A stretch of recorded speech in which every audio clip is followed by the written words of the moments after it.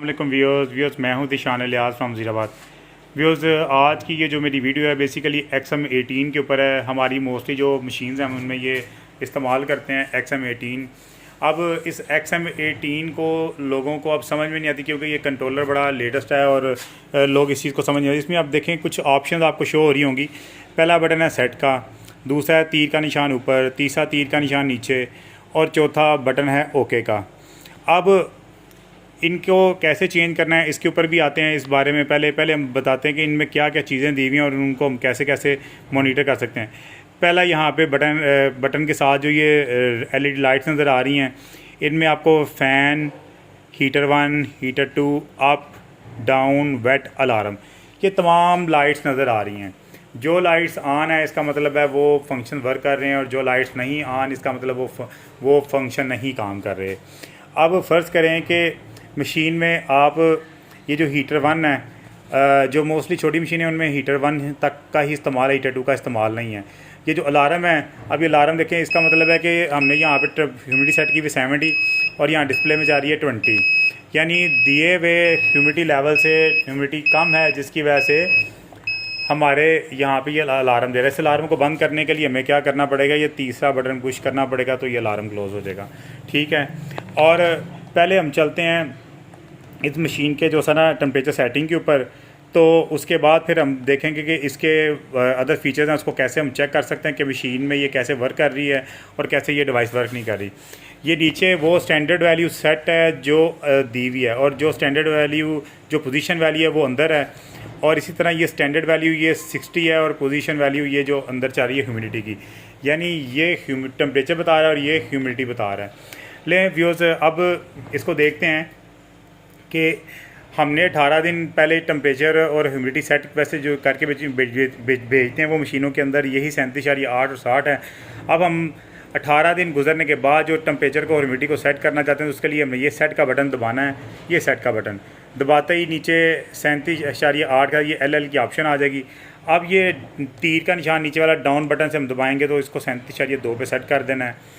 इसके नीचे ओके का बटन है, ओके का बटन दबाएंगे तो ये 60 आ जाएगा। अब तीर का निशान ये ऊपर वाला बटन से दबा के इसको हमने 70 सेट कर देना है। ये नॉर्मल जो हम ओके का फिर बटन दबा देना है। इस तरह से ये दोनों वैल्यू, ये जो स्टैंडर्ड वैल्यू सेट हमने की में ये नीचे बता रहा है, जो वैल्यूज़ अंदर जा रही हैं वो ये बता रहा है। अब इन दोनों वैल्यूज़ को हम इस तरह से सेट कर सकते हैं। ये पहले 18 दिन के लिए जो वैल्यू सेट थी वो 37.8 और 60 के ऊपर थी, और 18 दिन के बाद यानी 19, 20, 21 दिन के लिए 37.2 और 70 इस तरह से आप इसकी सेटिंग कर सकते हैं।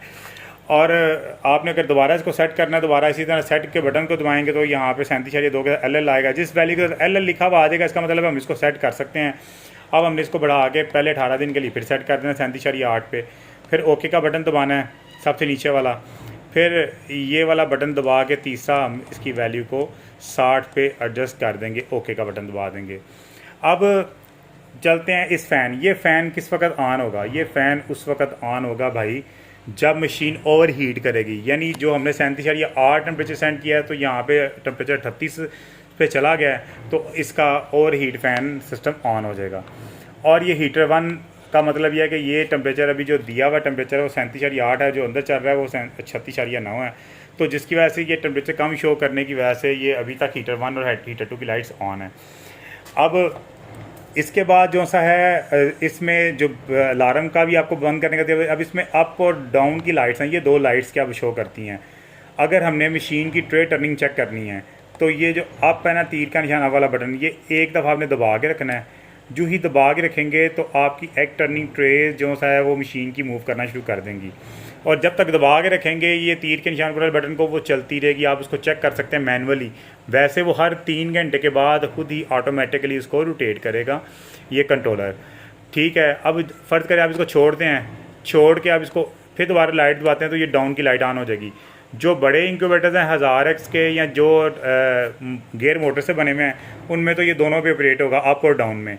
जो इंक्यूबेटर रोलर ट्रेस पे बने हुए हैं उस पर सिर्फ ये बटन दबा के रखेंगे तो ये अप पे ऑपरेट होगा, यानी एक दफ़ा दबा के रखेंगे तो अप की लाइट ऑन होगी, और एक दफ़ा दबा यानी छोड़ के फिर दोबारा दबाएंगे तो फिर ये डाउन की लाइट ऑन हो जाएगी।